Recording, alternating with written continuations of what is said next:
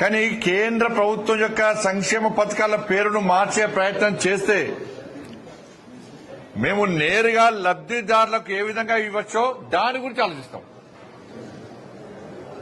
నేరుగా లబ్ధిదారులకే ఇచ్చే ప్రయత్నం చేస్తాం. మేము రాష్ట్ర ప్రభుత్వం యొక్క ప్రమేయం లేకుండా ప్రధానమంత్రి ఆవాస్ యోజన గాని, గరీబ్ కళ్యాణ్ అన్న యోజన గాని, ఇవాళ మీరు చూడండి, ఇటువంటి సంక్షేమ పథకాలకు రాష్ట్ర ప్రభుత్వం పేరు మార్చింది.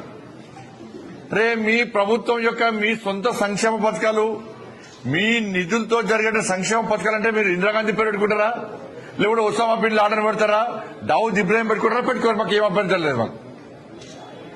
కానీ కేంద్ర ప్రభుత్వం ద్వారా కేంద్ర ప్రభుత్వం యొక్క సంక్షేమ పథకాలకు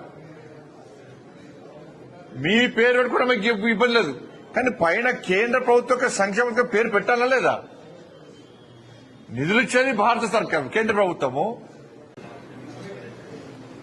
కానీ కేంద్ర ప్రభుత్వం యొక్క సంక్షేమ పథకాల పేరును మార్చే ప్రయత్నం చేస్తే మేము నేరుగా లబ్ధిదారులకు ఏ విధంగా ఇవ్వచ్చో దాని గురించి ఆలోచిస్తాం.